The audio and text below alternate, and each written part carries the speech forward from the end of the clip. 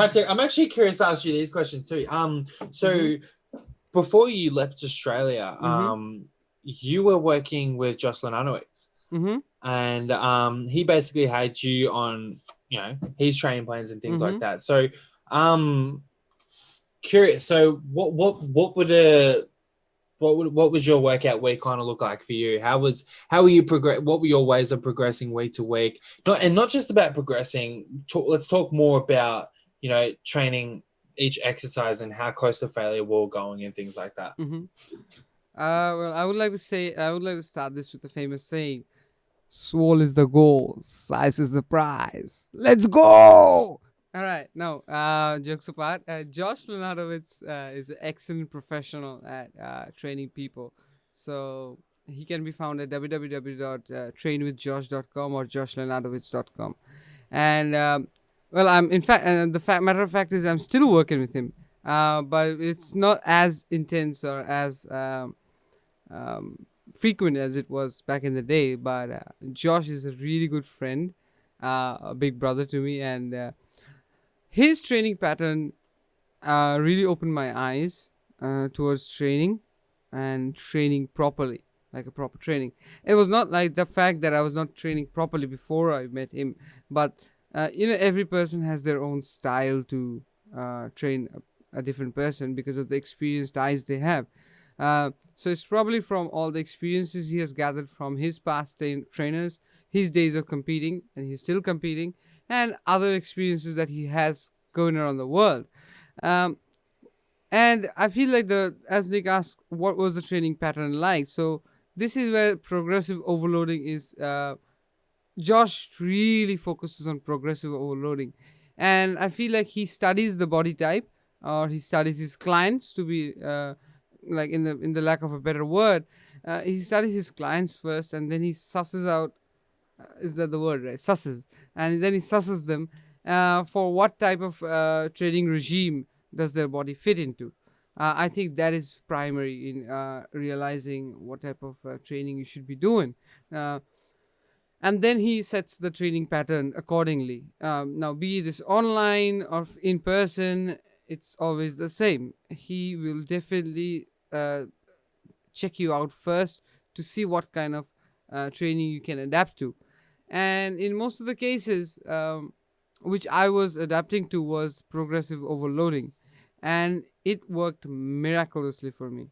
I mean, progressive overloading, by what I mean, like, he had a workout week program. In these 4 weeks, you would be progressing, you would be actually descending from starting from 14 reps on the first week of every exercise, every body part you do. You rep it out till 14 in a moderate to heavy weight as your body as you can lift, I would say. And then slowly moving on to 14, 12, 10 and 8. 8 was the 4th week, and according to his training regime, and which is the guaranteed regime, by the time you reach your 8th week, by the time you reach your 4th week, and 8 reps, you'll be able to lift more. And that is science. You will be, because your muscle has been exposed to so much intensity on the first hand. When you're at 12 reps and you're trying to rep out that 60-pound dumbbell, that your muscle will slowly get used to that 60-pound dumbbell being your warm-up when you're doing the 8 repetition week. So that's when I feel like failure changes with the training pattern that you have. So what was failure for me in week 1 is a starting weight for me in week 4. Do you get me? So thing like that, and I felt like that was a new eye opener to me. I never had this. I always thought that 60 pounds is my failure on my chest press, but I never knew I could grow more. Obviously, there are other stuff. There's pharmaceutical, food, other stuff. I had headaches, so I always used to take those Nurofen and stuff like that. It's kind of safe. So, but definitely, I feel like that's where it all changed, and I feel like a person never. This is where I wanted to say a person never really knows what his failure is until unless he explores exercise pattern that is going on around. And I think I remember this. I think it is from one of Mountain Dog's training, where he says, I know, I think this is Lee Priest. Yeah, Lee Priest says this. He says, try all sorts of training. Try giant sets, drop sets, super sets, stuff like that, and see what works out for you. And I feel like it's correct, because doing all these type of trainings, you will be able to find out what your failure is, and then you might be able to change what your failure is. If you are failing at dumbbell curls at 30 pounds, you might be changing that failure into failing at 40 pounds. You might never know. And then what do you achieve by doing this? You achieve growth. That failure threshold, when it goes high, that's when you achieve growth. And I feel that's how I have trained always with Josh, and I've always kept the training in my mind. And till today, I'm still training like that, where I always give myself that 4-week kind of phase. And obviously the diet changes every month, and then I try to see what's working for me. So yeah, and the physical presence also changes. Your physique will change with that 4-week type of thing, and that's guaranteed. Like, I can guarantee you, with progressive overloading, you will see changes. Unless you're super lazy at the gym, you're going there with your phone. Oh, let me update a Facebook status. Let me see what Sarah is doing. Let me ask her out, and stuff like that. Like stupid things.